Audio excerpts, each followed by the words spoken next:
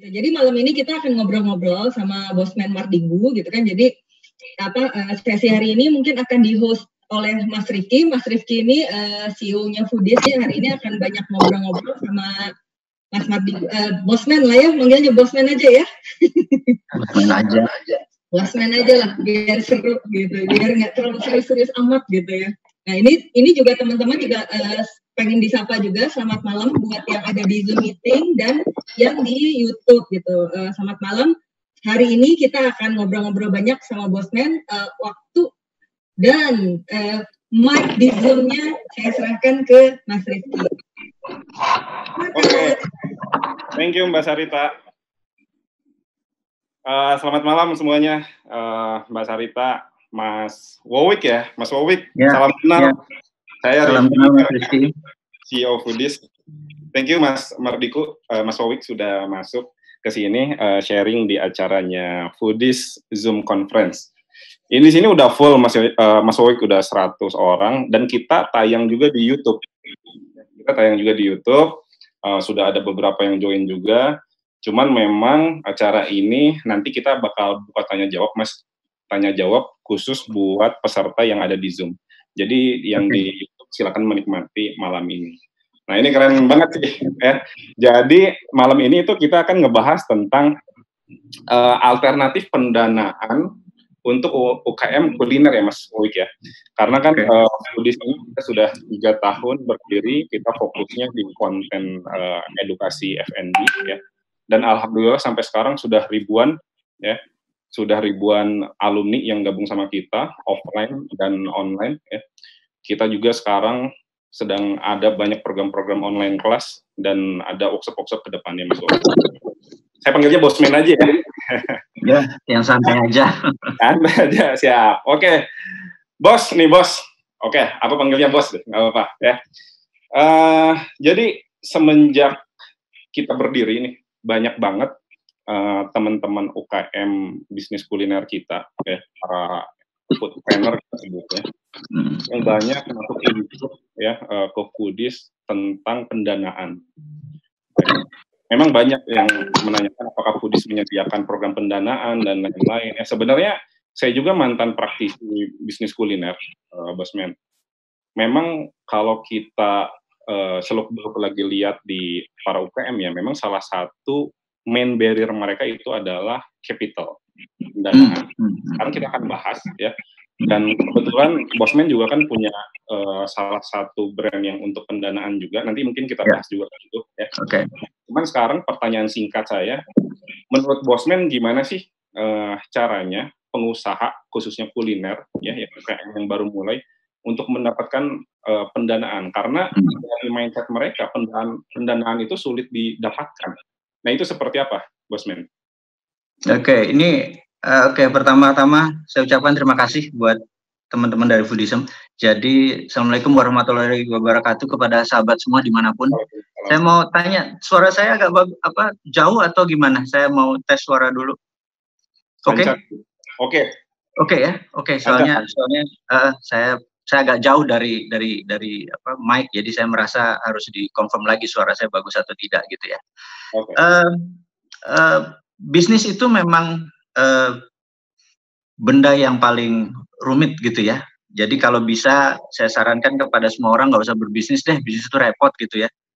Jadi belum lagi kayak Lebaran kemarin ngasih gaji ke-13 terus kena COVID gitu ya. Terus yang paling kena kepukul adalah bisnis-bisnis UKM kayak kita gini gitu. Terus pegawai mengharapkan tidak di PHK sementara kita nggak ada omset gitu kan. Nah, tetapi bisnis itu memang food terutama itu memang nggak ada matinya. Jadi saya pikir memang kita yang harus agile, kita yang harus mantul gitu ya di dalam jatuh itu bukan jatuhnya yang kita lihat tapi mantulnya gitu. Selama mantulnya lebih tinggi dari jatuhnya ya tren kita naik gitu kan. Jadi jatuh itu hal yang biasa. Nah, ujung-ujung tentang pembiayaan. Pembiayaan ini memang ada 2. Karena kami kacamatanya harus kacamata investor. Jadi teman-teman kalau Anda ingin menjual bisnis Anda atau menawarkan bisnis Anda, jangan pernah terfokus pada produk Anda atau pada bisnis Anda, terfokuslah apa yang dimau investor. Investor tuh maunya profit, resikonya nol, untungnya cepat gitu loh. Jadi selama Anda bisa mendeliver itu, uang datang ke Anda gitu ya. Tapi kalau Anda presentasinya adalah kayak di kampus dulu, ada pendahuluan, ada latar belakang, ada market Anda ceritain gitu ya. Terus 30 menit kemudian investornya bilang, gue dapat apa ya gitu ya, what's in it for me gitu. Jadi usahakan presentasi itu 1 menit pertama dia udah tahu dapatnya apa gitu. Jadi kegagalan kita di dalam mengajukan proposal adalah kegagalan kita memperlihatkan potensi bisnisnya. Yang itu investornya dapat apa gitu. Nah, sehingga investor itu agak ngeri kalau bisnis itu baru mulai atau masih greenfield. Jadi nggak salah ya Mas Rizky atau Mbak Sarita sebagai investor juga. Anda kalau ada penawaran bisnis baru masih greenfield atau ditanya tempatnya di mana, kita lagi nyari. Nanti siapa yang ngelola? Chefnya saya. Anda pernah masak? Belum, gitu kan kita bingung Pak kalau bisnis kayak gitu. Jadi, nah kalau bisnisnya udah jalan itu beda gitu ya. Ini yang sekali lagi mau diterangkan bahwa saya memfokuskan investasinya ada 2. Saya pribadi juga lagi ngincer nih bisnis-bisnis food. Jadi kalau ada teman-teman yang mengajukan usulan untuk diinvestasi, nggak usah kesantara. Saya sendiri juga lagi mau nelen-nelen gitu ya, karena saat ini momennya gitu. Ya, betul. Tapi satu yang saya ngapunten minta maaf sebelumnya bahwa yang saya cari yang udah ada omset gitu ya, bukan profit ya sekali lagi. Sudah ada omset, sudah ada revenue, sudah ada perputaran bisnis. Sudah nggak rekeningnya masih merah, masih minus, itu nggak ada masalah kok gitu ya. Apalagi kalau sudah biru udah pasti lebih mudah lagi. Jadi teman-teman kalau ditanya pencari modal, pastikan Anda udah punya omset. Itu aja rumusnya. Tapi kalau masih greenfield, masih belum dagang, saya nggak yakin ada investor saat ini yang masuk. Apalagi angel investor ya, real bisnis seperti teman-teman sekarang, saya sarankan adalah tadi, 1, ada omset, gitu aja. Mungkin itu aja prolog ya, dari awal diskusi kita. Oke. Jadi kalau Bosman secara individu memang lebih mementingkan yang top line-nya dulu ada ya, revenue-nya aja dulu muncul ya, yang penting profit nanti dulu deh, bisa dibicarakan ke depannya gitu ya. Betul. Bisnis itu 2 gabungannya, 1 intuisi, 2 calculated. Jadi kita kan calculated risk, yang kita kalkulasi adalah risk-nya gitu. Oke, ini pelajaran yang cukup dalam nih. Ini awal aja udah dalam nih dari Bosman. Oke. Nah, ini mengenai salah satu cara pendanaan yaitu crowdfunding. Ya, crowdfunding. Ada beberapa pengusaha kuliner dan alumni foodies, teman-teman saya juga yang di Sumatera dan lain-lain, mereka melakukan crowdfunding untuk bisnis kuliner mereka. Ya, tapi Bosman banyak juga sayangnya yang belum tahu apa sih sistem crowdfunding itu. Kan? Boleh dijelaskan Bosman tentang crowdfunding? Jadi asal muasalnya ceritanya agak filosofis sedikit. Jadi saya merasa bahwa saya kalau ketemu orang 10 gitu ya, terus dia menceritakan bisnismu rencana ke depannya gimana, bisnis plan-nya dia gimana. Mungkin 10-10-nya mereka akan bilang saya mau IPO, mau listing di Bursa Efek Jakarta, terus atau di IDX, terus exit sebagian, dan kalau bisa 100% udah balik modal, tinggal walaupun kita punya sekian persen, tapi itu udah profitnya doang. Cita-cita mulia, CCM gitu ya. Tapi udah 2-3 tahun tetap aja dia nggak listing di bursa gitu ya. Apa yang terjadi? Tidak sederhana listing di bursa itu, karena listing di bursa itu belum dagang aja, Anda harus di audit gitu ya. Ada PricewaterhouseCoopers, PwC, ada EY, ada Arthur Andersen, apapun itu ya. Anda belum listing aja, belum di floor nih, belum IPO, ya siapin aja dah 2-3 miliar lah uang Anda hanya untuk membuat perusahaan Anda itu auditable, bisa diaudit, bankable, bisa dimasukkan ke bank, dan profitable gitu ya. Dan apa yang terjadi begitu dilihat, ternyata enggak segitu cakep gitu ya. Berarti kan harus di-engineer dulu, sekali lagi kata-katanya, di-engineer dulu gitu ya. Pembukuannya loh yang di-engineer. Terus setelah pembukunya di-engineer, terus bisnisnya baru diikuti sesuai dengan desain engineer keuangan tadi. 2-3 tahun kemudian. Jadi prinsipnya adalah at least 2 tahun dari kita memutuskan ingin IPO itu baru bisa listing gitu ya. Yang jadi masalah kedua adalah omsetnya minimum kan 50 miliar gitu. Dulu 100 miliar. Omset atau asetnya gitu. Ini membuat tidak semua orang bisa, apalagi UKM yang omsetnya 1 miliar setahun atau 200 juta sebulan, 50 juta sebulan gitu ya. Investor maunya mayoritas gitu. Oke, kalau kamu saya biayai, ya kamu minoritas, saya mayoritas karena saya mau kontrol the business gitu kan. Itu semuanya awkward gitu, semuanya nggak enak. Semuanya membuat kita jadi kikuk gitu ya. Kapan kayanya kita UKM ini? Jadi wajar yang kaya itu, yang bisa listing itu di perusahaan di Indonesia yang asetnya di atas 100 miliar itu nggak sampai 5.000 perusahaan di Indonesia saat ini, dan 600 perusahaannya ada di Bursa Efek. Seperti kayak gitu. Nah, sementara kita di dalam bisnis, jangan pernah rumah kita yang untuk keluarga kita itu dijaminkan. Jangan pernah gambling kayak gitu, itu nggak bijak gitu ya. Aset-aset lain boleh. Nah, dengan filosofi seperti itu tahun 2018 saya memutuskan untuk membuat Santara. Di Santara itu alhamdulillah 6 pertama itu kalau kita listing dulu ada Arfah ya, Arif Fatona itu punya 50 cabang potong rambut. Itu minta 700 juta untuk buka satu cabang, itu berapa ya? 2 jam kali sold out gitu ya. Terus ada Mas di Bandung tuh yang terkenal apa namanya, Mayasi Ramen dari Pak Kuat Subagja ya. Kuat itu juga minta duit 1,5 miliar, berapa? 3 jam sold out gitu ya. Nah, ini adalah orang-orang awalul yang percaya pada Santara. Akhirnya teman-teman OJK sudah melihat dari sisi yang lain. Jadi itulah saya kagum ya sama OJK bahwa dia fast learner. Dia bilang, oke, izinnya kami keluarkan adalah perusahaan pertama yang kami keluarkan untuk apa namanya equity crowdfunding untuk UKM bisa scale up gitu ya. Tapi ada syaratnya. Satu, pinjamannya nggak boleh lebih dari bukan pinjaman, karena ini statusnya tidak pinjam. Aset base-nya tidak boleh mencari dana lebih dari 10 miliar. Jadi kalau memang dibatasi, karena kalau ke atas ya per UKM-nya dibatasi ya bos ya? Iya, cuma 10 miliar per UKM ya, per UKM. Okay. Terus apa namanya, lupa tadi saya apa. Pokoknya dibatasi. Saya pikir oke lah, yang penting sudah disetujui. Terus kita berangkat dengan itu. Nah, begitu kita baru dapat tuh baru September tahun kemarin baru dapat. Kebetulan begitu dapat langsung kita promosiin. Nah, kemudian per hari ini kita punya 170.000 investor.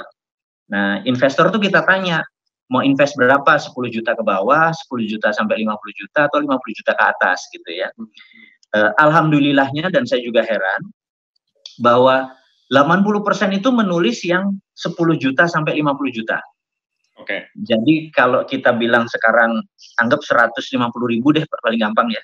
150.000 kalau dikalikan 10 juta, maka ada 1,5 triliun saat ini potensi di Santara. Kalau dikalikan 50 juta ada 7,5 triliun gitu ya. Jadi teman-teman foodies yang saat ini ingin berbisnis makanan, yang ingin mengembangkan usahanya, ingin scale up atau branch out adalah buka cabang, scale up adalah membesarkan dirinya gitu ya.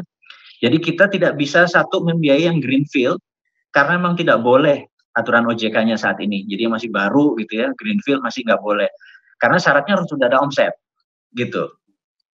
Ya berapapun omsetnya.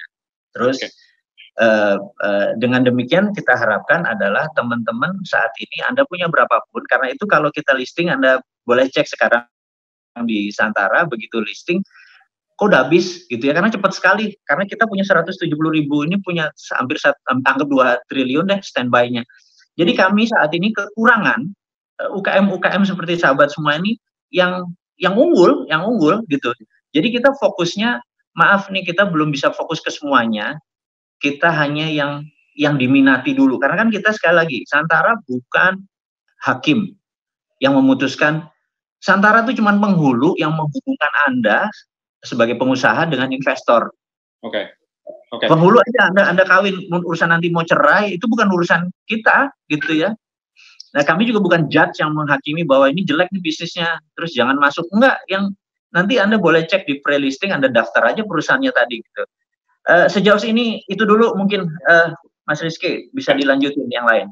Nah, Bosman, sorry, tadi disebutkan numbers of investors-nya ya. Udah banyak banget kan kayak gitu, malah kekurangan si UKM-nya ya kan. Tapi biar teman-teman tahu nih, biar teman-teman penonton di sini tahu, itu background atau para investors ini Santara atau Bosman itu networking-nya dapat dari mana nih?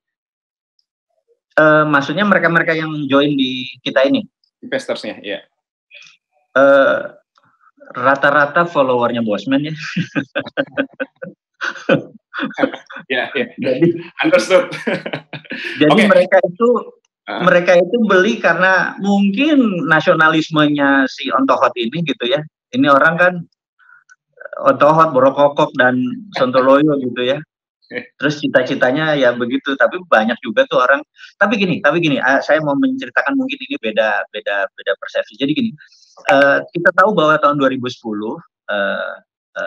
Muslim di Indonesia ini, maaf kita bukan ngomongin agama dalam arti negatif, tetapi kita mengingatkan bahwa dulu Muslim yang 83% itu pendapatannya minoritas, di bawah 50%. Tapi di tahun 2010 kita sudah di atas 51, sudah 55% gitu. Kemudian yang minoritas 17% ini ya sisanya.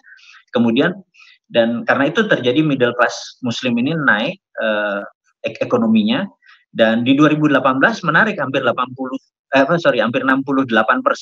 ekonomi middle class dari Muslim dan terus trennya naik. Nah, karena itu di tahun 2010-2011 itu ada hijrah. Kita menamakan hijrah 1.0, di mana orang waktu itu rame-rame bergamis, berbusana Muslim, masih casing lah, terus make-upnya pakai wardah dan lain sebagainya. Terus di 2018 abnormal juga udah buktikan bahwa abnormal harus pakai waktu itu logo halal dan semua halal, bahkan suppliernya pun harus halal, karena hijrah 2.0 adalah makanannya mau halal. Jadi terjadi pelompatan. Jadi yang tadinya casingnya terus sekarang mau dalamnya, yaitu makanannya mau halal. Karena itu waktu mengambil segmen ada musola dan lain sebagainya, itu adalah tadinya mau diferensiasi, akhirnya jadi sebuah standar yang menguntungkan gitu ya. Nah, saat ini di 2020 ke atas ada hijrah 3.0. Hijrah 3.0 itu income-nya mau halal gitu. Nah, income-nya mau halal ini naroknya di mana? Bener nggak? Ya naroknya langsung di UKM. Jadi kalau dia punya 5 juta ya beli aja di UKM karena bagi hasilnya lebih tinggi dari deposito gitu. Nah, fenomena ini kita dapat momentumnya aja. Jadi sekali lagi tadi cuma basa-basi doang, oh itu followernya Bosman, enggak juga. Jadi karena dapat aja momentumnya bahwa banyak orang yang merasa bahwa income-nya mau halal. Dan ini karena itu kita cepat sekali orang-orang yang mendaftar ke kita cuma bilang saya mau invest sekian, ada yang 2 juta, ada yang 1 juta dan lain sebagainya. Karena ada momentum, sekali lagi kan bisnis itu yang paling penting adalah memanfaatkan momentum kan gitu. Jadi kebetulan ada momentum itu, dan saya pikir ke depan sampai 2021, 22, 23 itu trennya masih momentumnya masih dapat. Karena itu saya pikir teman-teman yang mau berbisnis, ya itu bukan Muslim aja, semua orang juga menganggap bahwa deposito saat ini kecil sekali, 5%, masih potong pajak lagi. Sementara invest di UKM, waduh, 10% itu UKM itu bisa untungnya 300% gitu kan. Jadi banyak sekali mereka minat invest di UKM. Kira-kira gitu, Mas. Oke, Bosman. Saya lebih teknis deh untuk para UKM juga ya, untuk teman-teman penonton juga, ya kan. Untuk gimana caranya untuk mendapatkan crowdfunding, apa yang harus difokuskan oleh setiap UKM. Tadi sudah disebutkan bahwa fokus di top line ya, revenue, kan. Tapi sebelum itunya misalnya networking-nya atau pitching-nya atau apa aja yang harus dipersiapkan selain itu. Jadi kita di Santara ada namanya pre-listing. Pre-listing itu adalah tempat di mana UKM menari di sana, meyakinkan investor, taruh aja semuanya, nanti investor yang menilai. Jadi sekali lagi investor bilang, coba saya pengen tahu ini, dia saling kontak. Nah, di situ kita memperbaharui terus apa yang harus dilakukan. Jadi kalau kita mau IPO di Bursa Efek kan kita harus roadshow, kita harus ya jalan menari lah ke sana kemari untuk menjual diri kita. Karena dalam bisnis itu adalah sell yourself before you sell your stuff. Jadi tetap yang harus dijual adalah diri kitanya itu ya, bisnis kitanya itu gitu. Baru produk-produk kita. Nah, yakinkan investor bahwa Anda layak untuk diinvest sama mereka.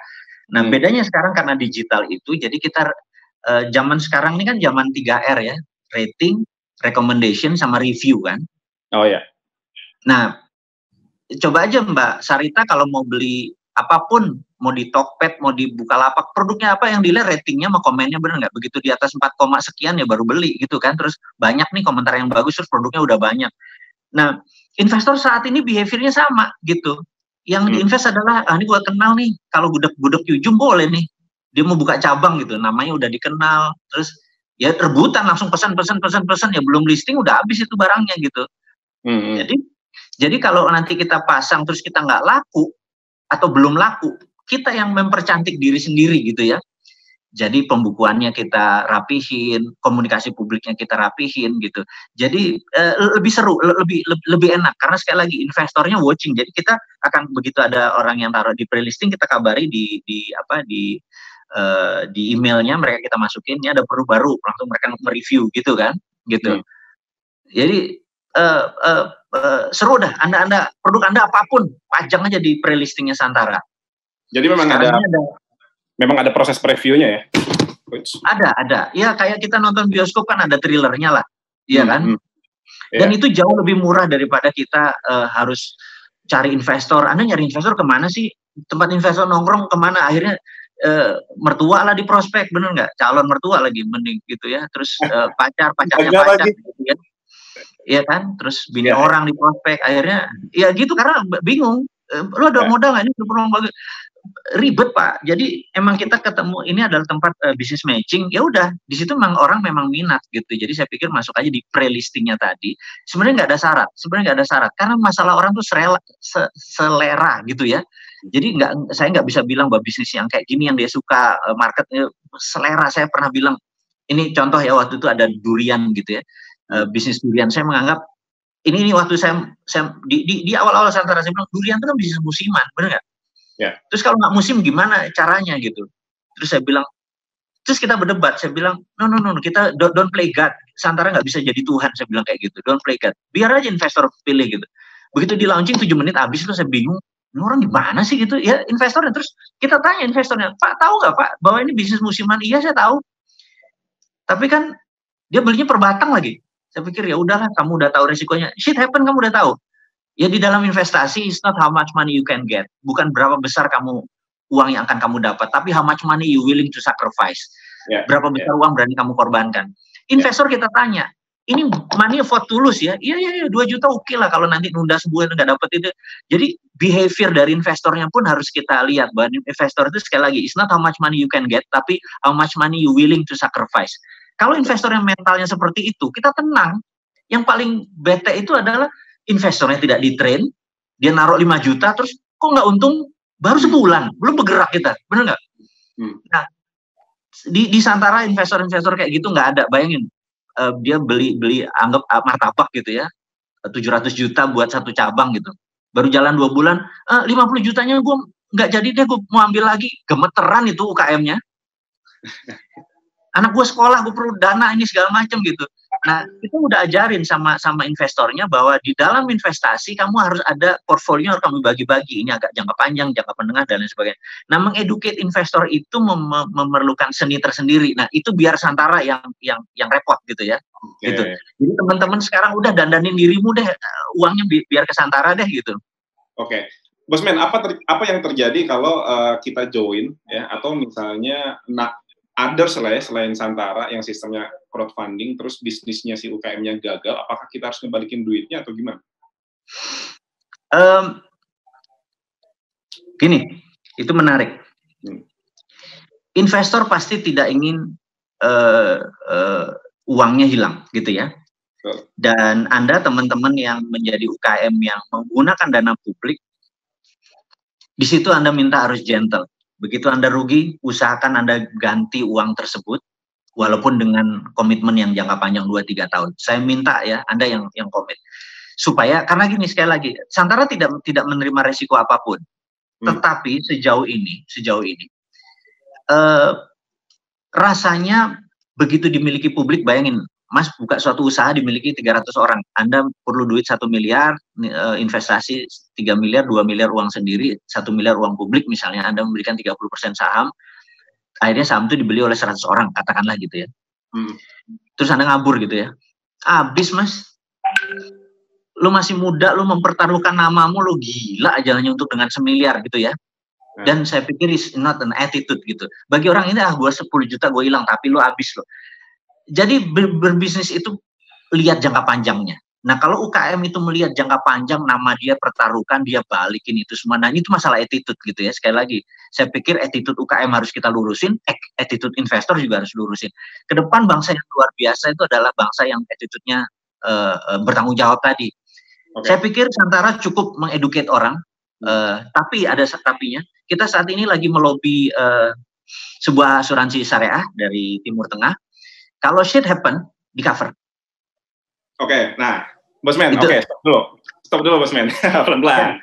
Ini kan lagi ditonton sama ratusan UKM, terus banyak alumni Budis, dan mereka itu 100% bisnis kuliner, ya kan? Ya. Saya lah attitude dan mental mereka dapat, tapi give them bentuk safety apa yang mereka bisa dapatkan, dan investor yang join apa bentuk safety-nya juga, Bosman? Kalau investor, kita kacamatanya dari investor. Jadi kita saat ini fokusnya pada investor. Jadi investor tuh kalau bisa jangan sampai loss gitu ya. Jadi kita sekarang lagi berusaha deal dengan perusahaan asuransi bahwa jika UKM-nya one prestasi, maka asuransi akan mengambil alih seluruh asetnya UKM tadi, dan investor dibayar oleh asuransi tersebut. Kita masih dalam tahap negosiasi dengan sebuah asuransi syariah gitu ya, sehingga yang penting investornya aman dulu, karena ini yang paling bahaya nih, investornya aman dulu. Nah UKM-nya kita berusaha meminimize risk dengan cara misalnya dia ikut ada POS-nya, point of sales-nya, kita review mereka punya daily sales dan lain sebagainya sebelum final bahwa ini akan di-launching ke publik. Jadi kita berusaha, tapi sekali lagi shit might happen ya, mungkin aja UKM tersebut bangkrut, mungkin aja gitu. Tapi saya kasih tahu bahwa investor kita pun udah siap gitu. Betul. Saya juga selalu bilang ke semua alumni dan kebetulan 3 tahun terakhir ini mungkin udah ketemu ribuan pengusaha kuliner ya, saya selalu bilang kalau bisnis kuliner, semua bisnis sih, itu bisa diikuti sama kesuksesan, tapi bisa diikuti sama kegagalan juga, bangkrut, hutang, dan lain-lain. Memang mental ini the first one we have to get. Saya bilang seperti itu, Bosman, ya kan? Tapi mungkin sistem-sistem safety yang tadi sudah dijelaskan itu bisa membantu teman-teman untuk lebih tahu lagi tentang Santara. Nah, kalau nanti ada investor yang sudah suntik dana, let's say via Santara, ya kan?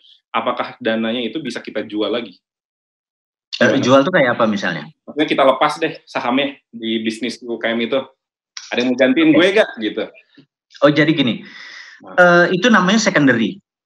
Jadi nanti kita ada bursa secondary, persis seperti bursa efek Jakarta. Jadi kita bisa, dia mau misalnya, dia masuk 5 juta, terus dia nawarin, ini kalau ada 5,5 juta saya keluar deh gitu ya. Terus dianalisa dia masuk. Nanti ada bursa secondary-nya. Jadi syaratnya setahun, jadi nanti September ini kita genap setahun, dan bursa secondary-nya akan masuk, dan ini kita yakin akan mengalahkan bursa efek Jakarta. Karena bursa efek Jakarta saat ini punya 500 sekian, yang jalan cuma 20%, yang sisanya dijem aja semua. UKM pasti lebih ekstrim. Jadi nanti anak SD, anak SMP itu punya gadget, dia bisa main buy 500 perak saham 500.000 saham telur gitu ya. Terus nanti jual beli. Jadi nanti tukang ojek akan main beginian semua. Jadi exit plan-nya itu ada di secondary market gitu. Saat ini kita udah memegang izinnya di bursa efek Jakarta, dan kita satu-satunya. Jadi gini, jadi hari Selasa besok saya ketemu sama IDX. Ada deal kita sama dia bahwa siapa saja yang sudah 1 tahun listing di Santara, IPO-nya karpet merah. Jadi nggak perlu lagi buat EY yang panjang itu karena sudah publik, dia udah kan kita sama-sama di KSE ya. Jadi waktu Mas Rizky memberikan 30% saham PT-nya tadi, itu saham ini dipegang KSE. Nah, Custodian Stock Exchange Indonesia. Begitu juga kalau kita di Bursa Efek Indonesia, taruhnya di KSE. Jadi dokumen kita memang sudah standarnya standar IPO. Begitu setahun listing di Santara, Anda bisa di list IPO dan itu teman-teman boleh ngikut atau exit gitu ya. Jadi kita ini menjadi namanya bursa ntar dulu saya lupa istilahnya. Bursa akselerator. Bursa akselerator. Jadi karena mereka bingung, Santara bisa ngejual 10 UKM per bulan sementara mereka zaman corona ini satu pun nggak ada yang listing. Gimana caranya Santara bisa kayak gitu? Akhirnya mereka bilang, udah deh, Santara jadi Liga 2, Liga 1-nya adalah IDX gitu ya. Oh, itu kehormatan sekali saya Santara mendapatkan kehormatan seperti begini. Kita jadi semangat. Kita sekarang lagi nyari teman-teman yang bermimpi IPO, udah lewatin Santara aja, setahun kemudian Anda listing, kita exit lagi. Jadi misalnya Mbak Sarita punya usaha, nah perlu 3 miliar, kita masuk, terus nanti exit 30 atau 40%-nya di IPO, ya udah kita exit bareng-bareng dapat 100% kali profitnya gitu kan. Dan ini membuat masyarakat teredukasi baru bahwa ke depan itu kita bisa IPO tapi melewatin Santara. Ya itu kebayang lah mudah-mudahan. Oke. Ini sebenarnya udah cukup jelas sebenarnya. Tadi ada bantuan dari bukan bantuan sih, mungkin cover ya untuk investornya sama si UKM yang dari luar negeri tadi. Pertanyaan saya yang tadi lupa ditanyain nih, what's your main goal, Bosman? Bikin yang beginian tuh apa goal utamanya? Ini menarik nih. Jadi saya tuh kan bercita-cita. Saya merasa old system doesn't work. Itu berangkatnya. Alright. Jadi video. Oke. Iya kan. Jadi ada sebuah buku yang menarik. Buku itu berjudul The Winners Takes All, gitu ya, judul bukunya. The Winners Takes All. Di buku itu dia menulis begini. Tahun 80-an anak muda yang sukses itu banyak. Di tahun 90-an, anak muda yang sukses lebih sedikit dibandingin 10 dekade sebelumnya, tahun 80-an. Kemudian tahun 2000, anak muda yang sukses lebih sedikit lagi dibanding yang tahun 90. Sekarang, tahun 2020, anak muda yang sukses lebih sedikit dibandingkan 1 dekade yang lalu. Gitu. Kenapa? Karena yang tua-tua sudah the winners, udah ngambil semuanya. Gitu. Okay. Contohnya, waktu kita mau menggunakan jualan food kita pakai FB Ad gitu ya. Berarti kan kita numpang di Facebook.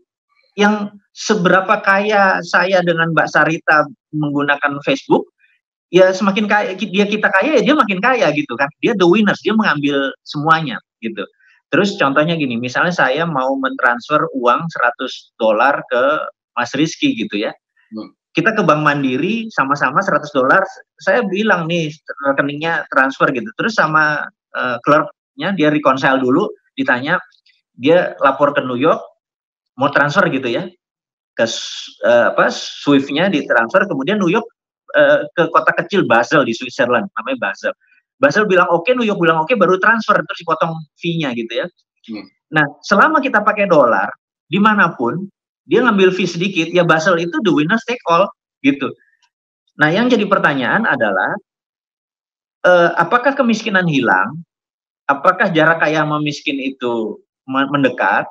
Apakah dunia makin sehat? Apakah dunia tidak ada perang? Apakah dunia ini damai gitu? Ternyata enggak. Kalau enggak, the system doesn't work, kok lo masih mau pakai gitu ya. Nah, salah satu membuat the system doesn't work itu karena sistemnya menggunakan banking system yang pakai namanya jaminan. Dan saat ini kita tahu dari 100% manusia, hanya 7% manusia yang punya jaminan. Alias yang 93% tidak akan bisa di funding sama bank. Jadi memang disparitas itu diciptakan Nah, saya merasa kita harus punya new economic model. Makanya itu saya mengadop MMT. New economic model saya adalah modern monetary theory, gurunya namanya Michael Hudson, di mana kita memperkecil antara jarak piramida atas sama bawah kecil. Yaitu dengan crowdfunding tadi, kita bottom of pyramid consolidate. Kan biasanya di atas yang consolidate, benar nggak? Consolidate itu misalnya Warren Buffett, teman bridge-nya Bill Gates. Kalau Bill Gates lagi perlu duit, dia bilang, bro, tolong dong transfer. Ya tiap bulan dia main bridge bareng. Jadi yang di atas tuh consolidate, tapi kita yang di bawah nggak consolidate gitu. Nah, prinsipnya kita ini, kita mau consolidate bottom of pyramid, kita nggak perlu orang atas untuk turun ke bawah, gitu ya. Kita sesama kita aja, karena kita kuat, yaitu dengan crowdfunding di bawah tadi, kita mengharapkan ekonominya makin ke atas. Jadi kita nggak mengharapkan venture capital masuk ke bawah, kita nggak ngarepin, kita kuat kok di bawah gitu. Dan ini ini adalah tahun kedua, Juli 2020, Santara tahun kedua, ini hanya membuktikan bahwa new economic model bisa muncul, karena itu Santara adalah saat ini adalah mimpinya saya untuk bisa menjadi penghulu sih sebenarnya dari bottom of pyramid, jadi consolidate bottom of pyramid. Itulah, mudah-mudahan bisa keterima tuh konsepnya. Nice statement. Menjadi penghulu antara ini ya, kesuksesan para pengusaha kuliner di seluruh Indonesia. Bahkan go internasional ya, Bosman ya. Harus. Ya. Oke. Tapi kalau untuk ini secara bagi hasilnya nih, ya kan, teman-teman di sini patut wajib tahu sih sebenarnya. Siapa yang berhak mengatur profit sharing-nya? Ya, apakah memang hitungan valuasinya secara detail, atau memang diskusi aja, atau memang Santara menentukan? Yang saya tahu Santara ini memang dia bukan broker, tapi penengah mungkin ya. Ya kan, investor datang, dia hubungi si UKM-nya. Gimana untuk sistem profit sharing-nya, Bos?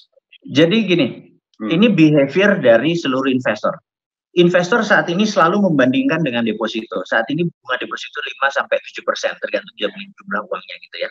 Nah, kalau investasi dia lebih besar dari deposito, investor udah happy. Misalnya dapat 11% gitu setahun, jingkrak dia, benar nggak? Gitu. Jadi banyak sekali ya teman-teman kita ini, dia pensiunan, dia dapat shake hand waktu pensiun itu dapat uang 80 juta gitu ya. Yang 50 juta dia alokasikan di aset segala macam. Kemudian yang 30 juta dia taruh di 6 tempat, di 6 UKM, 5 juta di sini, 5 juta di sini, 5 juta di sini. Karena dividen itu kan 6 bulanan. Terutama untuk food. 6 bulanan. 6 bulan ya? 6 bulan. Jadi bayangin kalau 6 bulan Toto ngebagi 5% gitu ya. Waduh, dia jingkrak 6 bulan bagi 5%, terus 6 bulan lagi nanti bagi dapat 6% gitu ya. Sementara UKM itu ini ada hal yang penting. Bisnis yang bagus adalah bisnis yang 1:1. 1:1 itu misalnya begini. Jadi misalnya kita perlu dana 1 miliar gitu ya. 1 miliar. Terus omsetnya 1 miliar. Itu 1:1. Itu bisnisnya bagus. Kenapa?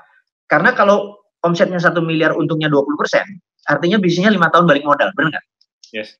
Ya, saya ulangi lagi. Jadi kalau 1:1 adalah investnya 1 miliar, omsetnya 1 miliar, itu bisnisnya bagus. Kenapa? Karena kalau 1 miliar itu biasanya untungnya 20% net ya, maka 5 tahun bisnisnya balik modal. Itu bisnis bagus banget gitu. Tapi di Santara biasanya rumusnya 1/2/3.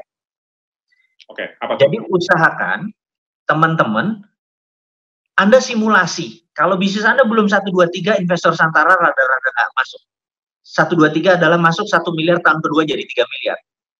Oke. Bisnis food semuanya bisa. 1/2/3. Jadi masuk 1 miliar, tahun kedua jadi 3 miliar. Bayangin, itu 300% loh. Itu begitu Anda listing, 7 menit gone. Gitu. Kemarin 7 miliar, cuman berapa? 13 jam, 7 miliar. Kalau di bawah 9 menit. Cepat. Ya, ini rumus 1. Nah, teman-teman, Anda simulasi sendiri di rumah, bisnis Anda, bisnis modelnya harus bisa masuk 1, 2, 3. Masuk 1 miliar tahun kedua ya. Tahun kedua artinya 365 hari kali 2 gitu ya. Tahun kedua jadi 3 miliar omsetnya. Dan hanya bisnis kuliner yang bisa kayak gitu. Itu jadi tadi bisnis bagus adalah 1:1. Bisnis yang lebih bagus adalah 1, 2, 3. Masuk 1, tahun kedua jadi 3. Dan bisnis yang paling bagus adalah 135. Masuk 1 miliar, tahun ketiganya jadi 5 kali lipat omsetnya. Waduh, itu kalau masuk bisnis modelnya. Jadi kita ada cara ngitung sendiri gitu. Yang terakhir ada namanya dream business. Itu 1, 5, 10. Masuk 1, tahun kelima jadi 10. Itu dream business. Habis. Dan di Santara jadi gini ya. Jadi teman-teman 1:1, 1, 2, 3, 135 sama 1, 5, 10. 1, 5, 10 itu dream business. Karena itu investor, begitu Anda taruh 1, 5, 10, investor bayar. Lu minta berapapun. Itu namanya dream business. Mudah-mudahan teman-teman sebelum melakukan propose, pop the question gitu ya, desain bisnis model Anda masuk ke rumus tadi. Nah, gitulah mudah-mudahan ketemu nih kata kita. Itu good point sih, keren ya. Teman-teman ini kalau nggak nyatet rugi sih memang. Tapi Bosman, mungkin untuk teman-teman yang masih milih atau kebingungan antara pendanaan crowdfunding dengan sistem Sirka. Nah, dengan apa? Sirka. Oke, Sirka. Silakan dijelaskan, Bosman. Sebenarnya sama, Sirka sama crowdfunding sama. Karena intinya kan bagi hasil dan tidak menggunakan pinjaman. Sekali lagi, kalau pinjaman kita kan pembiayaan, kita bukan pinjaman. Ini harus membedakan. Jadi yang dibagi adalah keuntungannya, gitu ya. Jadi saya pikir ini cuma nama lain dari Sirka, cuman kita tidak mengedepankan aja tulisan Sirka itu di depan, gitu. Oke. Nah, sekarang saya mau nanya sedikit lebih ke teknis bisnis, it's okay ya, Bosman ya. Tadi kan dari tadi tentang pendanaan dan lain-lain ya. So far di alumni Foodies ini banyak juga teman-teman kita yang dia baru mau mulai bisnis kuliner. Ya. Memang kebanyakan yang mereka jump in dari karyawan pindah ke bisnis atau another industry, dia masuk ke kuliner, kan mereka masuk kelas-kelas kita yang basic. Ada tips-tips apa nih dari Bosman untuk mereka yang baru memulai bisnis kuliner? Ya, saya nggak tahu nih ada kuliner bisnis. Mereka tadinya bukan bisnisnya kuliner. Iya, apapun lah. Mereka yang baru mau masuk bisnis atau mereka yang dari another industry masuk ke kuliner, tips-tips apa membangun bisnis dari Bosman? Oke. Jadi saat ini saya memang lagi mengincar, saya pun masuk ke bisnis food, F&B di bawah namanya Kobana Fuba gitu ya. Kobana Fuba ini coconut banana, jadi saya merasa tropical itu ada 2 tumbuhannya, yang satu coconut, yang satu banana gitu ya. Cuman teman-teman suka kurang ajar gitu, jadi coconut banana gitu kan. Tapi Bosman ini always full filosofi ya. Nah, terus Fuba adalah food and beverage gitu ya. Jadi sebelum saya menjawab cerita tentang teman-teman, jadi saya merasa mereka-mereka yang punya kopi, yang punya minuman, saya mau disrupt ini mau mendisrupt. Jadi bayangin ya, mendisruptnya gini.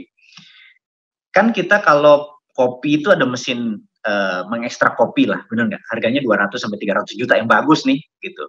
Kemudian kita punya kios gitu, 100-200 juta. Jadi invest 400 jutaan belum uang sewa dan lain sebagainya.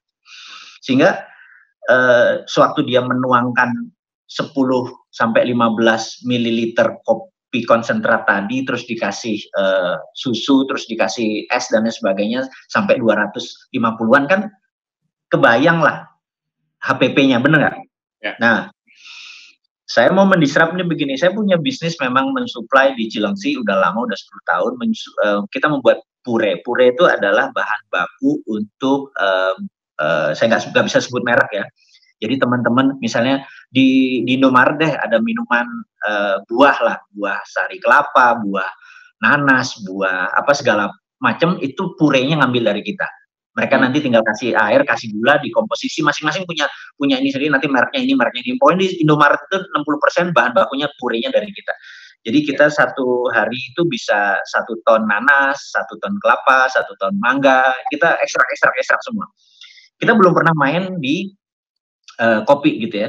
Lalu saya bilang sama bagian R&D-nya, saya minta ekstra kopi gitu ya. Jadi kita blend misalnya Torabika pakai Arabikanya segini,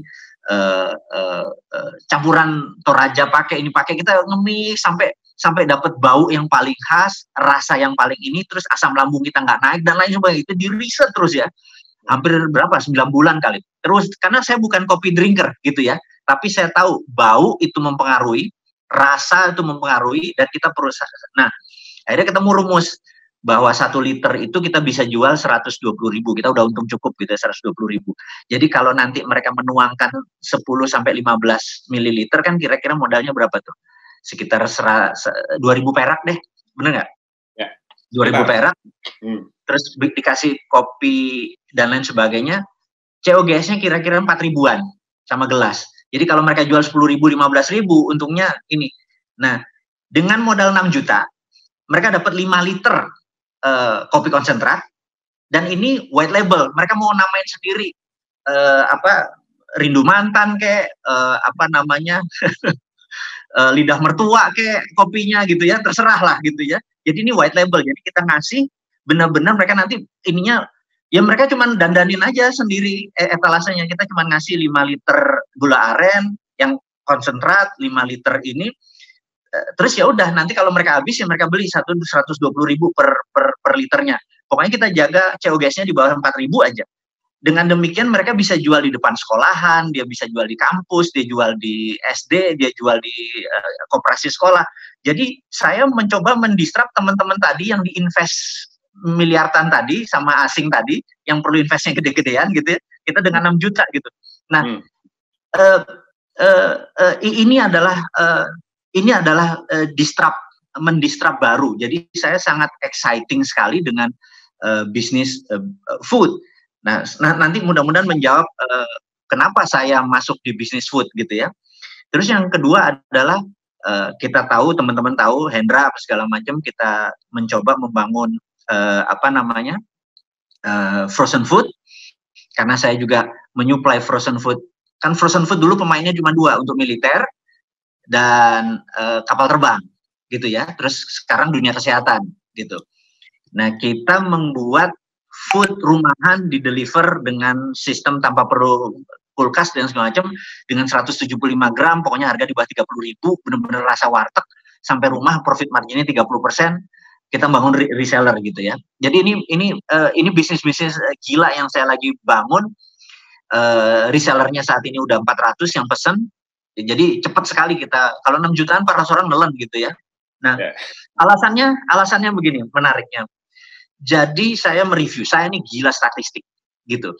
Jadi orang di dunia ini, terutama Australia sama Singapura, jadi budaya eat out, makan di luar, itu di Singapura itu 78% orang itu makan di luar. Kenapa? Karena di Singapura rumahnya kecil-kecil, punya utensil, punya alat dapur, punya kitchen set, itu mahal sekali kitchen set. Jadi generasi makin muda, mereka nggak mau rumahnya kebuang dengan kitchen set, cuman ada pantry aja di rumahnya. Jadi nggak masak mereka makan di luar. Makan di luar mereka bisa lebih romantis dengan pasangannya, lebih ngobrol, nggak harus menyuci piring, nggak harus repot during dan afternya gitu, langsung makan, langsung to the point, pulang ke rumah. Jadi dari kantor suami istri janjian di restoran, makan, eat out, kemudian pulang udah bersih, gandengan tangan dan selesai gitu ya. Nah, eat out ini 78%. Di Australia itu 82%. Di Indonesia baru 27%. Jadi budaya itu mungkin katakanlah naik 5% per tahun. Sampai 2030 itu belum nyampe kayak Singapura, budaya eat out. Nah, eat out itu artinya makanannya kan di luar, entah itu dining atau take away, terserah pilihannya. Melihat potensinya segitu gede, saya tuh horny gitu loh. Jadi teman-teman udah nggak usah mikir deh kalau bisnis food itu, nggak usah mikir gimana jualannya. Udahlah, toolnya udah banyak banget. Tapi kalau lu telat masuk, ada 4 SW ya. Some will, someone, so what, somebody else waiting. Jadi ada yang masuk, ada lu kebanyakan mikir, somebody else masuk, lu bete lu nanti. Ya harusnya kan gue di posisi itu, bener nggak? Jadi di dunia food,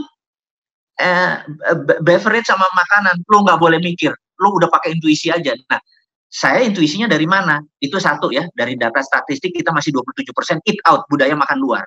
Yang kedua adalah ibu saya masakannya dibandingin nenek saya lebih enak.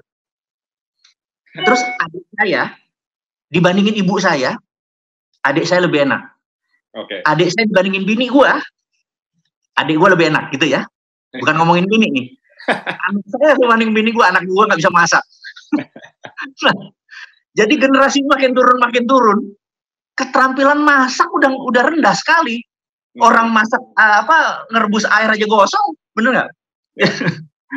Nah, itu kan jadi another opportunity, bener nggak?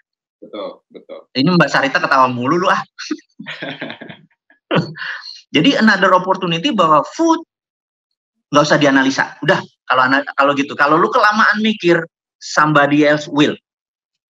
Dan lu ya udah gitu. Jadi saya udahlah, jangan mikirin modal nomor 10 gitu.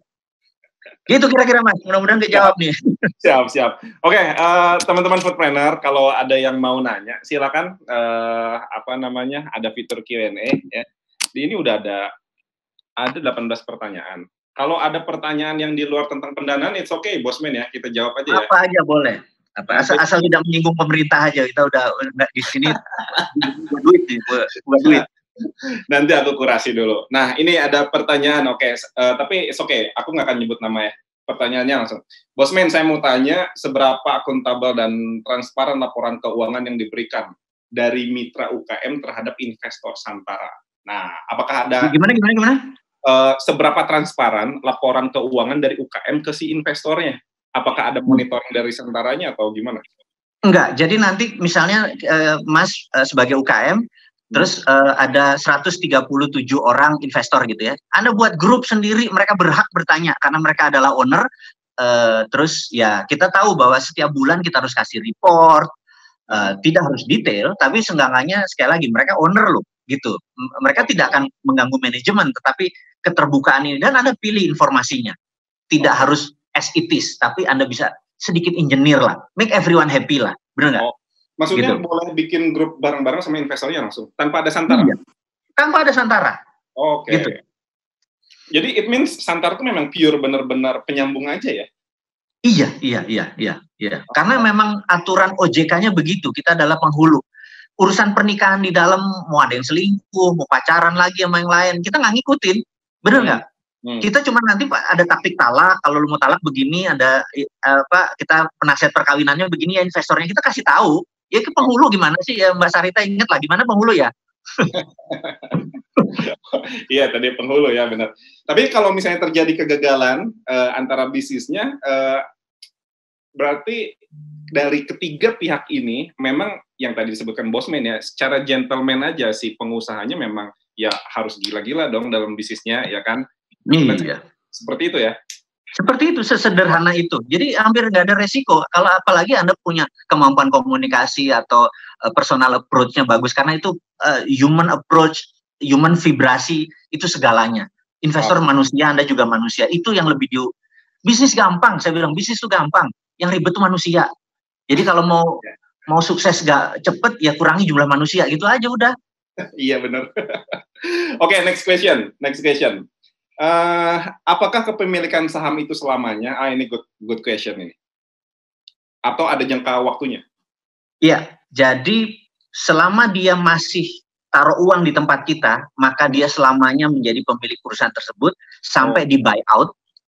Ya, jadi ada opsi, misalnya, wah bisnis kita swing up, bagus banget nih. Kita tawarin, lu masuk 5 juta, Pak 5,5 saya buyout Pak. Karena kalau bisnis bagus ngapain bagi-bagi, bener nggak? Gitu, buyout aja.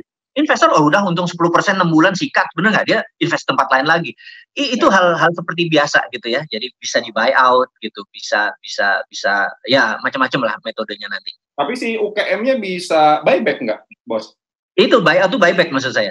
Oh ya, oke. Nih, next question. Ini ada pertanyaan, gue bacain sih karena gue juga ini pengen nanya sih. Bosman, dapat data-data statistik itu dari mana? Udah pasti valid. Gini, maksudnya saya ini penggila data. Jadi saya kalau nyari data itu kadang-kadang saya sendiri yang nyari. Ini saya kasih contoh Yeah. Gimana saya nyari data ya. Misalnya saya punya apps, aplikasi namanya Get Hotel gitu, belum di launching, masih nunda sebentar karena masalah COVID ini. Ini adalah bisnis Get Hotel ini adalah saya ada 3 hotel ya, saya ada 2 satu di Puncak, di Lembang, sama satu di hotel kecil bintang 3. Saya tanya GM-nya, namanya million dollar question gitu ya, pertanyaan yang bernilai jutaan dolar kalau bisa dijawab. Saya bilang, apa pain point dari Anda sebagai pengelola hotel? Dia bilang, kami ada masalah, ada 2 masalahnya. Nomor 1 adalah, ada nggak aplikasi, apps atau alat untuk mengetahui berapa orang yang nyari kamar sekarang dalam radius 2 km dari tempat saya, gitu ya. Terus yang kedua, bagaimana menjual kamar di hari yang kosong. Contoh gini, hari Jumat, Sabtu, Minggu, semua hotel di Indonesia, itu dulu ya, kita bukan bicara during COVID ya, Jumat, Sabtu, Minggu, itu nggak usah analisa, 60-80% penuh, gitu ya. Tapi Senin, Kemis, itu bisa Senin, Kemis beneran itu hotelnya. Maksud Mbak Sarita nginep malam Selasa gitu, lu ngapain nginep malam Selasa coba? Jadi Senin sampai Kemis itu okupansi bisa 20-30%. Oke. Itu ya, ini realita nih, apalagi di Bali gitu. Karena itu kalau kita datang ke Bali, kalau bisa malam Kemis, weekend pulang supaya dapat harga murah. Nah, how to sell an empty room? Bagaimana menjual di kamar kosong di hari yang sepi gitu ya? Kalau 2 itu kejawab, maka it's million dollar question, jutaan dolar nilainya gitu ya. Oke. Terus itu pertanyaan nih, terus saya analisa statistiknya gini. Saya panggil 5 anak, saya kasih 200 kuesioner mereka, suruh tanya di turis-turis di Bali di airport. Pertanyaannya adalah, Anda sewaktu ke Bali pesan tiketnya 4-6 minggu sebelum keberangkatan, 2-4 minggu sebelum keberangkatan, 1 minggu sebelum keberangkatan, atau 2 hari sebelum keberangkatan, gitu ya. Maka mereka jawab, itu kan pertanyaan simple, kemudian sorenya saya udah tahu, ternyata yang valid, yang ada nggak jawab segala macam ada 900 sekian gitu ya. Dapat statistik bahwa 27% kalau nggak salah adalah mereka yang 4-6 minggu, 18% mereka ini yang hampir 40% adalah yang 7 minggu sebelum keberangkatan. Terus yang 2 hari sebelum keberangkatan atau last minute itu berapa? 20 sekian persen gitu ya. Yang menariknya 80% adalah orang Indonesia nulis di situ. Jadi orang Indonesia memang last minute person. Ya, itu kan statistik gitu. Dan data ini dapat dari mana? Saya sendiri nyari. Jadi orang Indonesia itu kalau nyari kamar, nyari tiket itu nggak pernah seminggu. Mau berangkat besok lusa ya udah cari sekarang gitu loh. Kalau mereka jauh-jauh hari nanti Pak Mali itu kok nggak jadi segala macam. Wah, ada ya masalahnya, bener nggak? Itu behavior. Nah, statistik itu selalu saya cari sendiri dan harganya murah. Anak-anak itu saya bayar 500.000 kali 5 orang 2,5 juta, saya dapat data valid gitu ya. Jadi sewaktu ke Singapura saya melakukan yang sama, di Australia saya melakukan yang sama. Saya di sana ada lembaga survei independen. Saya tinggal kasih question, kita bayar per head count-nya berapa, mereka kasih data. Jadi saya nggak pernah data itu saya dapat dari data ini kekinian selalu. Dan lembaga survei itu ada di seluruh dunia karena kita gila statistik. Jadi saya tahu di Australia pakai siapa, di Singapura pakai siapa gitu ya. Behavior seperti di Indonesia pun ada banyak gitu. Karena itu saya dekat sama politik, ada Kodari apa segala macam, teman-teman semua. Tapi sekali lagi data itu kebanyakan adalah data dari saya dapat sendiri gitu. Oke. Berarti emang keren ya. Tapi keren. Open buat sekarang. Ada apps-nya, ada aplikasinya. Cuman kita mau kasih gratis. Oke, Bosman, teman-teman mungkin ada beberapa question lagi yang bakal saya up ya ke Bosman. Cuman gini, Foodies ini kita berdiri 3 tahun berangkat dari melihat data juga, Bosman, karena kegagalan pengusaha kuliner di dunia entrepreneur ini sangat tinggi sekali, kuliner tinggi sekali, ya. Let's say lah 10% orang yang berhasil. Jadi kalau misalnya ada 10 berhasil selama 5 tahun ya. Jadi kalau ada 100 ya ukurannya 5 tahun, setuju. Betul, 5 tahun. Jadi kalau ada 100 orang, cuma 10 tuh yang bisa sustain, ya kan? Nah itulah kenapa Foodies hadir, ya kan? Nah dari kegagalan yang banyak ini, apa sih pandangan Bosman, visi Bosman mengenai industri kuliner ini ke depannya di Indonesia? Apakah akan semakin meningkat atau seperti apa? Apakah bisa kegagalan ini kita reduce gitu bareng-bareng? Oke, menarik pertanyaannya. Tapi ini fakta di mana di dunia bisnis kuliner ya. Betul, dari 100 hanya 10 yang bertahan di tahun kelima. Betul, saya setuju. Tapi percaya saya, di bisnis kuliner ini aneh. Ada yang cuma setahun doang dia tutup tapi nggak rugi. Ya, agree. Jadi sebenarnya dari 100 itu, yang rugi cuma 10%, percaya saya. Oke. Jadi mereka yang tutup itu nggak rugi. Karena bisnis food 6 bulan balik modal, 9 bulan balik modal. Gitu loh. Cuman mungkin nanti salah jalan, mendadak tadinya jalannya 2 arah jadi 1 arah gitu loh. Ya gitu ya susah dianalisa, tapi tahun ke-1 dia udah balik modal gitu. Jadi usahakan kalau terkena rumus 1, 5, 10, 1, 2, 3, bisa Anda masuk konsep seperti itu. Tahun pertama aja udah balik modal kok. Gitu. Jadi memang tidak sustain. Tidak sustainnya macam-macam kan, karyawannya nyolong lah gitu ya. Gitu. Nah, unsur seperti itu terkadang-kadang yang itu bukan karena bisnis foodnya loh. Karena bisnis foodnya nggak pernah mati. Yang mati itu manajemennya. Jadi ini kita pisahin nih. Gitu. Manajemennya itu yang susah. Oke. Bagus juga sih. Keren itu datanya. Oke, next ya, Bosman ya. Ini ada pertanyaan. Oke, ini simple tapi butuh di-up. Kalau udah dapat dari santaran nih katanya, apakah si pengusahanya boleh punya bisnis lain? Ya mungkin dia punya multi brand mungkin ya. Apakah boleh di perjanjiannya? Atau memang perjanjiannya itu se-fleksibel mungkin apa seperti apa, Bosman? Jadi kita tidak menutup Mas Rizky mau punya 100 perusahaan listing di Santara, kita nggak ada masalah. Per cabang boleh, asal PT independen ya, atau PT independen. Tapi kalau yang kita inginkan sebenarnya kita adalah central kitchen-nya. Jadi bukan cabangnya yang kita inginkan. Jadi kalau dia misalnya punya 5 cabang, mau buka cabang ke-6, jangan cabang ke-6-nya, investor nggak terlalu minat. Tetapi 6 cabang tadi, masukkan bersama, 10% saham di listing tapi dari 6, gitu. Oke, I see. Lebih baik sentralnya. Itu. Jadi kalau ada masalah di cabang ketiga, cabang ke-7 naik, yang nggak fair itu adalah cabangnya doang yang di listing. Nah, itu nggak sehat. Gitu. I see. Ngerti. Understood. Nah gitu teman-teman. Itu tadi ada yang nanya. Bosman, ini pertanyaan lagi viral banget nih. Enggak viral sih. 3 bulan yang lalu kita diserang sama COVID. Ya kan? Diserang sama COVID. But I don't ask about COVID ya, Bosman ya. Tapi coba kasih tips-tipsnya dong untuk pengusaha kuliner. Sekarang mungkin COVID-nya belum beres ya kan. PSBB di Bandung diperpanjang ya kan. Apa strategi yang Bosman sarankan untuk para pengusaha kuliner nih? Banyak yang tutup loh, Bosman. Banyak sekali. Jadi ada sebuah fakta realita yang survive, yang bagi saya surprise adalah 20% UKM omsetnya naik hampir 3 kali lipat karena COVID. Ternyata mereka sudah digital. Gitu.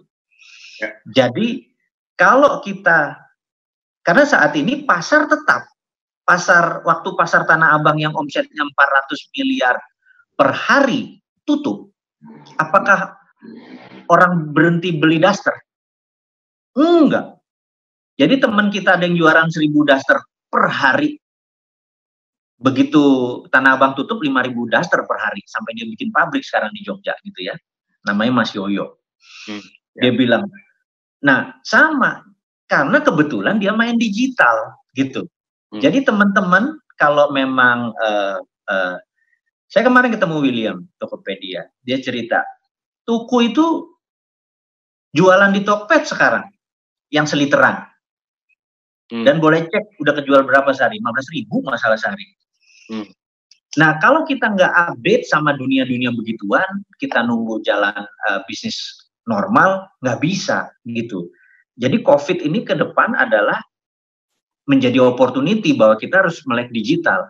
Nah digital itu bukan berarti hanya sekedar menaruh di marketplace, tapi kita harus punya sistem accounting system kita, pakai POS, point of sales, kita harus join, mengerti cara distribusi, mencari tahu cara packaging yang bagus untuk di deliver dengan GoFood dan GrabFood dan lain sebagainya. Itu harus terus orang daripada beli 200, ternyata sekarang modelnya jumbo gitu ya, belinya untuk besar-besar gitu.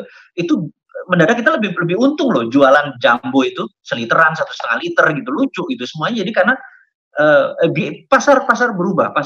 Jadi saya pikir kita yang harus melihat ini menjadi opportunity, go digital, biasa dengan marketplace, dan ini jadi opportunity gitu ya.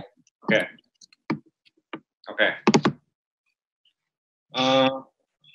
Bentar. Sampai jam berapa nih kita nih? Ini two last question nih, Bosman. Oh begitu ya. Ini ada question yang bagus nih dari teman-teman foodpreneur. Menurut Pak Bosman ya, apa prinsip yang harus dimiliki foodpreneur atau sebuah UKM untuk bisa sustain dalam F&B industry? Prinsip. Kalau ini pertanyaan agak dalam gitu ya. Bagi saya bisnis itu simple, bisnis itu sederhana, bisnis itu menyenangkan gitu ya. Yang paling berat adalah handle other people gitu. Jadi kalau kita mau sukses di bisnis food itu taste sensitive. Sekali lagi ya, taste sensitive. Begitu rasa itu geser, mereka geser gitu. Jadi yang nggak boleh ya, make sure Anda punya rasa stabil. Bukan enak atau nggak enak ya, nomor 10 itu. Karena semua rasa ada pasarnya. Jadi jangan harap Anda akan memenuhi semua rasa semua orang suka gitu ya. Anda mau pedas, ada selera pedas. Mau netral ada, mau nggak pedas juga ada gitu. Jangan coba, don't try to please everyone. Anda bukan malaikat gitu. Ambil yang menurut Anda pasar yang terbesar yang Anda bisa. Oke, rasanya segini, tapi stabil rasanya gitu. Rasanya seperti itu gitu. Kayak abnormal itu rasa Indominya itu tasteless bagi saya gitu. Tapi kan stabil rasanya. Jadi kalau di memoris kita kalau mau itu ya itu makannya gitu loh. Itu kuncinya ya. Itu saya sekedar mengingat. Jadi kalau mau di bisnis involve di bisnis rasa harus stabil gitu. Itu aja. Wah, thank you. Nih, Bosman, udah ngobrol-ngobrol bareng Foodies. Kita udah 1 jam lebih ini sebenarnya, hampir 2 jam malah. Siap. Seperti biasa kalau di IG Live. Jadi kita ada namanya Foodies on Sharing, Bosman. Foodies on Sharing itu IG Live kita rutin ya, di bulan Ramadan kita hampir setiap hari. Sekarang pun ada seminggu kita 3 kali 4 kali ya. I hope we can collaborate lagi nanti ke depannya. Terima kasih. Di Foodies conference lagi ya, nanti kita atur jadwalnya karena masih banyak banget pertanyaan sebenarnya. Ini last question yang selalu saya tanyakan ke para pemateri di Foodies. Apa saran-saran dari Bosman untuk para pengusaha kuliner sekarang ya di situasi COVID dan mungkin sekarang lagi banyak brand-brand multi dan dari luar yang masuk ya, apalagi 2 hari 3 hari kemarin kita dapat info dan lain-lain. Apa saran dari Bosman untuk UKM nih? Jadi gini. Semangat Bosman. Setiap produk punya bisnis model. Setiap bisnis model pasti punya produk. Setiap market pasti punya bisnis model. Setiap bisnis model pasti punya market gitu ya. Jadi jangan pernah takut berkompetisi. Karena selama bisnis model Anda tepat, pasti ada pasarnya. Nah, bisnis model itu usahakan tadi masuk rumus 11, 123, 135, dan 1510. Usahakan masuk. Jadi kalau masuk 1510 itu adalah dream business. Selama Anda masuk di atas 11, segerakan. Karena yang membuat Anda tidak tumbuh adalah kalau Anda kakean mikir. Jadi otak tuh bukan buat mikir, otak tuh buat hal yang produktif gitu loh. Jangan menimbang gitu ya. Karena abis itu disamber orang gitu ya. Ya, jadi saya pikir di dunia food and beverage itu kayak lari jarak pendek. Ingat, lari jarak pendek itu kalau startnya itu ada cara untuk start. Beda dengan lari jarak jauh seperti maraton, larinya berdiri terus jalan. Nah, jadi food adalah bisnis yang fast moving. Jadi saya sarankan adalah masuk cepat, untung cepat. Gitu. Percaya saya, tadi ya, dari 100 perusahaan 90% tidak rugi. Yang 10% rugi itu bukan karena food bisnisnya, tetapi karena unsur di luar lain. Tadi jalanan 2 arah jadi 1 arah, kerampokan sama pegawai sendiri dan lain sebagainya. Saya nggak reken itu, gitu ya. Itu anggap nyuciin karma lo lah yang negatif, atau terbalik, atau pay forward. Kalau nggak punya dosa ya udah pay forward. Anda bayar di muka untuk suatu take off. Jadi apa yang dikomplain kalau ada negatif hal terjadi dalam diri Anda, termasuk bisnisnya rugi gitu loh, gitu ya. Oke. Ya, jadi saya pikir saran saya adalah di dunia food and beverage itu seperti lari jarak cepat adalah start now. Oke. Start now ya. Tadi bagus ya. Otak bukan buat mikir, kelamaan, action. Oke. Bosman, thank you. Kita udah hampir 2 jam ngobrol-ngobrol ya. Udah banyak pertanyaan juga dilemparkan ke Bosman. Saya Rifki RM, CEO Foodies. Saya harap kita bisa kolaborasi lagi ke depannya karena sangat berintegrasi sebenarnya ya Foodies dengan apa yang Bosman lakukan. Visi kita memang sama ya untuk negeri Indonesia ini, khususnya kalau bisnis kuliner ini. Oke, teman-teman foodpreneur, saya kembalikan waktu dan tempat ke Mbak Sarita. Silakan Mbak Sarita. Oke, selamat malam teman-teman semua. Semoga semuanya juga masih on dengerin Bosman ngobrol dari tadi udah hampir 2 jam ya gitu. Thank you juga buat Bosman. Ini sedikit saya rekap dikit ya buat buat yang dari tadi diobrolin sama Bosman. Sebenarnya cuma poin-poinnya aja saya coba rekap biar teman-teman bisa sembari nyatet juga gitu. Jadi yang pertama itu adalah kalau misalnya teman-teman mau bikin proposal bisnis itu jangan pernah lupa perlihatkan potensi bisnis itu di 1 menit pertama kalau bisa. Kemudian yang kedua juga pastikan Anda sudah punya omset, jangan greenfield, betul ya gitu. Kemudian karena salah satunya alasannya itu karena aturan OJK juga tidak bisa greenfield, tapi harus punya omset. Kemudian ada juga kalau misalnya mau masukin proposal itu pastikan hitung dulu dari bisnis model yang ada. Ada rumus bisnis modelnya itu ada 11, 123, 135, 15, 10. Nah, maksudnya gimana? Jadi masuknya di tahun pertama 1 miliar, di tahun kedua itu kalau bisa udah jadi 3 miliar gitu. Akan lebih cakep lagi 135, tapi yang paling dream bisnisnya itu adalah 1, 5, 10 gitu. Kemudian ada juga petuah Bosman yang ini penting banget. Bisnis food itu nggak pernah mati, yang mati itu adalah manajemennya gitu. Dan prinsip yang harus dimiliki oleh pebisnis kuliner itu adalah rasa harus stabil. Jadi bukan enak gak enak, karena pasti semuanya ada marketnya. Jadi jangan pernah takut berkompetisi karena semua bisnis model selalu ada marketnya. Dan yang terakhir banget, pokoknya start now. Ojo keakehan mikir. Ojo keakehan mikir. Kalau jadi bisnis kuliner, jangan kebanyakan mikir. Jadi start now. Nah, paling gitu aja. Thank you banget buat Bosman. Terima kasih banget hari ini ngobrol-ngobrolnya sampai malam. Gitu. Dan ini sebenarnya teman-teman ada beberapa juga yang ngomong, lanjutin aja. Saya bilang, terserah Bosman saya mah. Tapi kayaknya kita juga udah cukup agak kemalaman. Mungkin next time, kalau Bosmannya ada waktu kali ya gitu. Dan bersedia. Tentunya kita pasti sangat senang banget kalau Bosman mau sharing-sharing lagi sama kita. Oke? Kalau gitu terima kasih buat Bosman. Thank you juga buat teman-teman yang masih stay tune di Zoom dan juga stay tune di YouTube channelnya Foodies. Sampai ketemu lagi di Foodies on Sharing selanjutnya. Oh ya, satu lagi jangan lupa ya pada nge-IG stories ya teman-teman. Oh iya. Bosman, kita foto dulu yuk bertiga yuk. Kita foto dulu ya. Boleh. Kesian jangan lama-lama ya fotonya ya. Nanti di-share ya. Ya, saya share screen ya. Teman-teman kalau yang mau foto kita bertiga, siapin HP-nya sekarang nih. Soalnya kita 5 detik bakal senyum nih. Ya, Bosman, kita senyum, biar giginya kering. Oke. Siap ya. 1, 2, 3.